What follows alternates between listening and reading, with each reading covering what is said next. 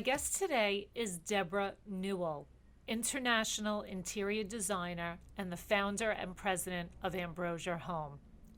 Debra's work as a designer has involved many international projects from Egypt to China, where it once took her around the world in just 5 days. Debra's work includes residential and commercial, and she recently did staging work for the HGTV series Property Brothers and has teamed up with Madison Hildebrand from Bravo's $1 Million Listing. Some of you may also know Debra from her hit TV series Dirty John. Debra has been featured in many magazines, including People, Harper Bazaar, Forbes, and she was recently featured as our top interior designer in the spring 2020 issue of P.O.W.E.R magazine. Thank you for joining us today. How are you, Debra? Well, I'm great. Even during these times, there's still some great things out there. And you're staying safe and healthy, and that's what counts. Yes, staying quarantined for the most part. Good, good. Well, Deb, you have a very interesting story. So first, let's start with your interior design work. You said that you knew at the age of 5 that this was the field you wanted to go into. How did you know at such an early age? Well, I had a mom that just always had something going on, but one of the things that she did was she took an interior design course online. And she would tell me that I would run to the door the minute the package would come, and I would do all of her lessons for her before she even got to them. And so I knew at a very, very young age, obviously, that was my passion. And I thought, interior design, dress design, anything to do that was creative, I knew was right up my alley.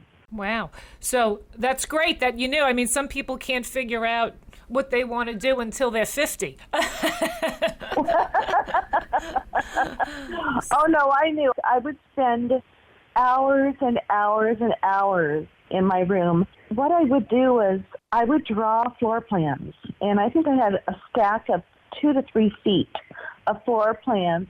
And then what I would do is I would make them 3D. I'd find things around the home. My mom would take me to craft stores. I even had a fur coat where I cut the cat and glued the fur to make a jacket out of the cat hair. My mom said she saw the cat running around with clumps of hair out of her. Oh, my God, that's funny.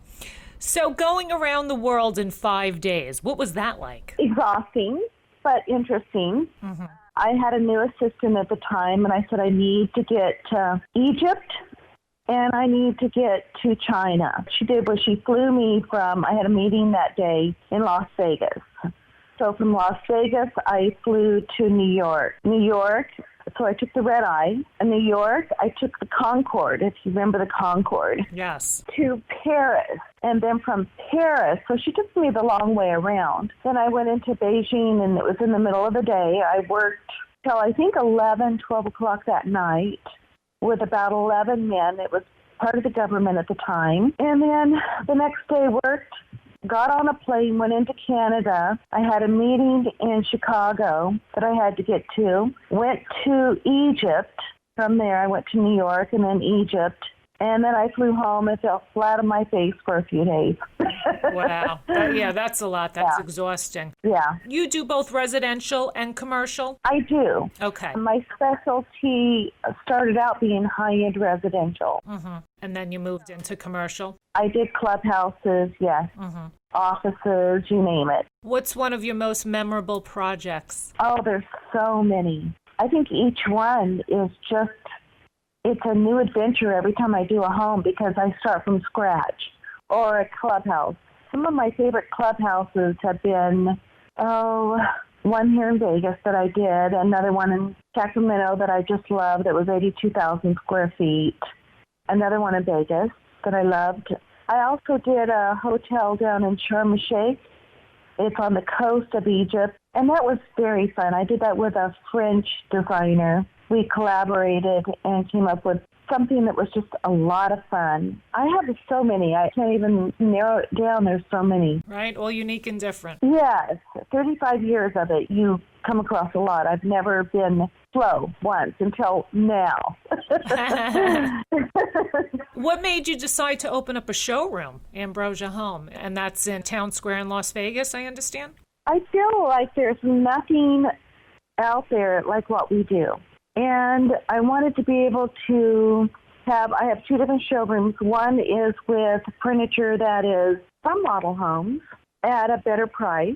And the other one is furniture from, I would say, affordable all the way to high end, to where you can basically do a home for just about anyone out there. And I wanted to be able to offer services where people can come that have questions, understand, bring their floor plan, or we go to their home and be able to create something that is so important for them. So a look and a lifestyle that is their dream. Right. Now, things are a little crazy now with COVID, the limitation and isolation. Have you been able to work on any new projects? Well, it's not as full. I've been doing quotes. We've been doing some deliveries because that's still essential, they say. But as far as being in the presence of someone, I have not. I have actually been doing it more from the phone, FaceTiming, anything but right there with them. Right. Yeah, it is a challenge right now, definitely. But there are ways of doing it and getting, what you want. I did walk one home, but the people weren't there, just to get what they had with the mask and gloves and you name it, so that I could walk and really see everything that was going on. And then we installed it within days. We had enough stuff to install.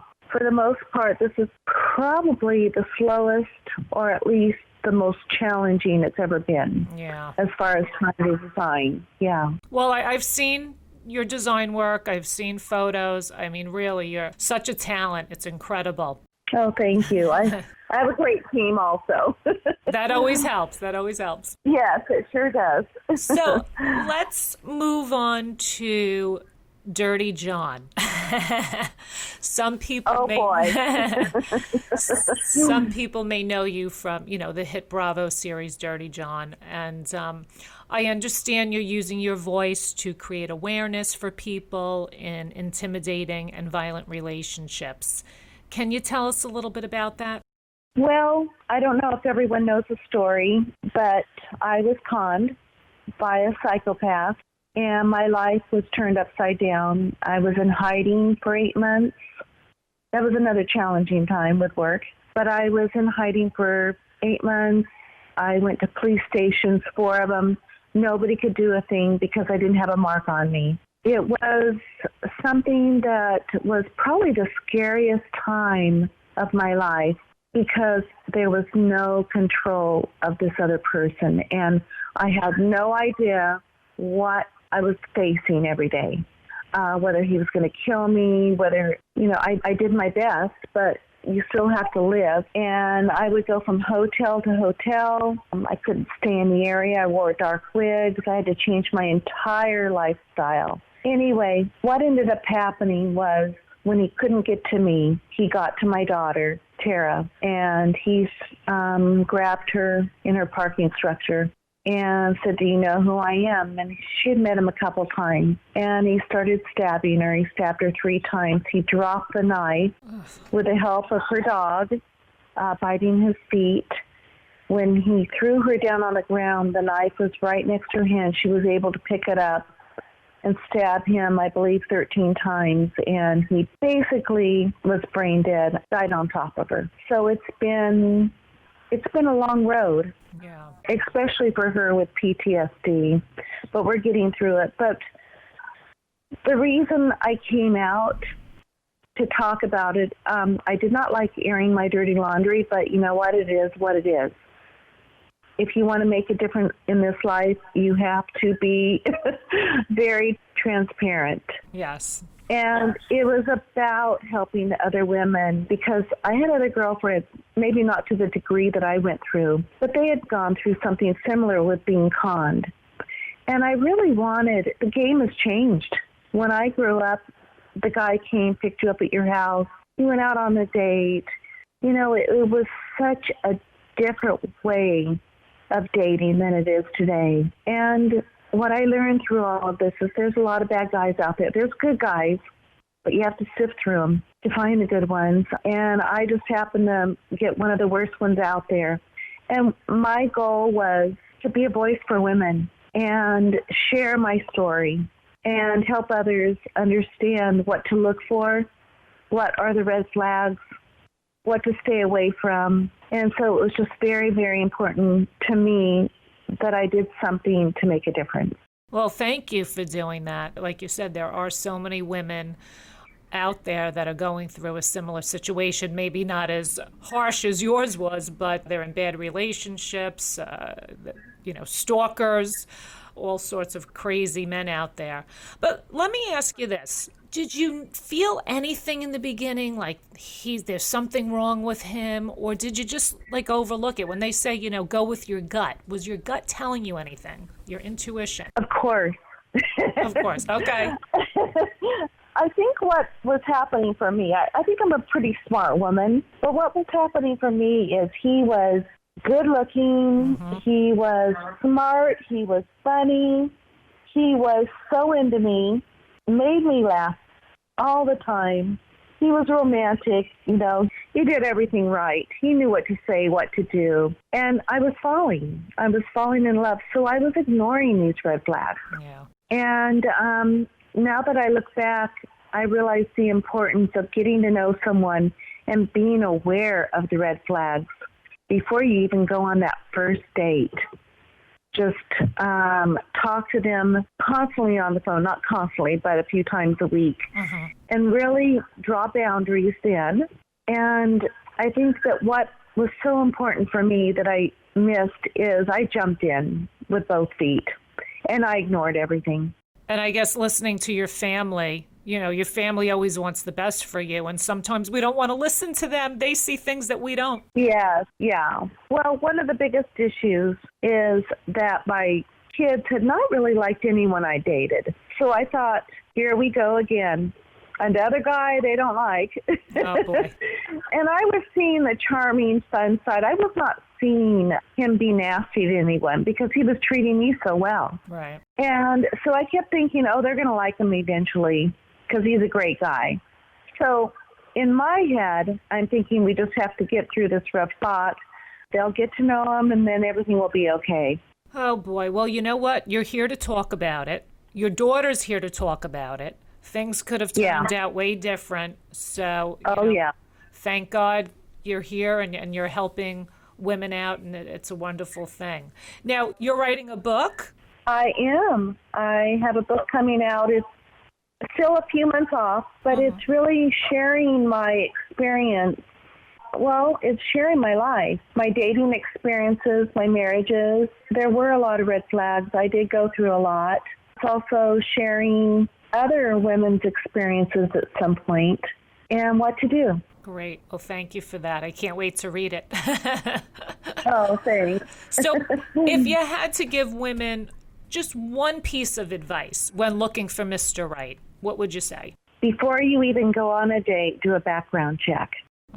And then don't meet them at your home. Don't give them too much information about you.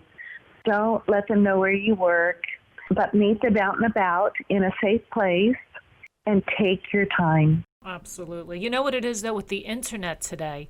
People could find you, even sometimes by your first name. If you have a different first name, my name, Tonya. How many people have the name Tonya? People can find out anything. It is a scary world, like you said. It's just different. Dating's completely different.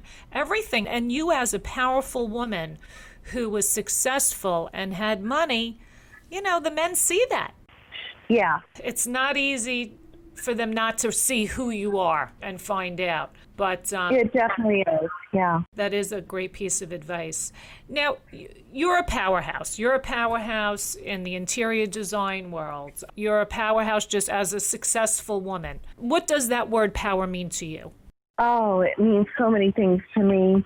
One of the things that I believe that it means to me is being able to do what you want with your life, making the best of it, making a difference in this world.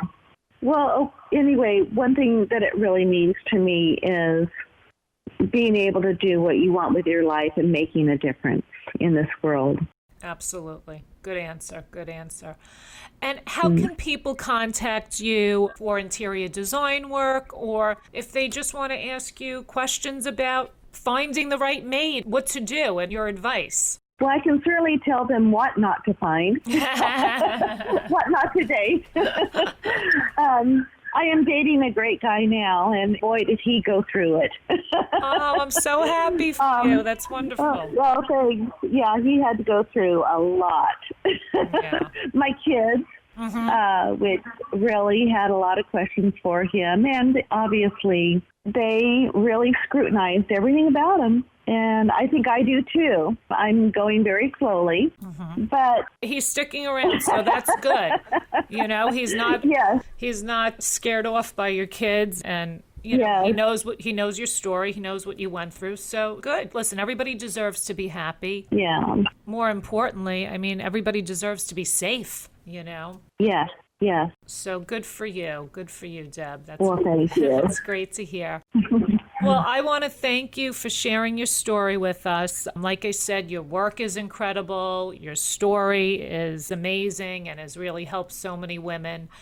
And just keep up the good work. And hopefully we're all back on track soon and you can get in there and do what you do best and design beautiful homes and beautiful office buildings. And it would be lovely to meet you in person one day. Yes, that would be great. Thank you so much. Thank you so much. You hang in there. You're in a tough area. Yes, New York is very tough right now. Yeah.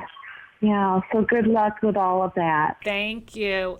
And how can people contact you, Deb? Do you have a website? I do. I have Debra Newell. I also have Debra Ambrose Newell. And then my store is Ambrosia Home in Las Vegas. Great. Thank you so much, Debra Newell. Stay You're safe. welcome. Okay, you too. Take care. Yeah.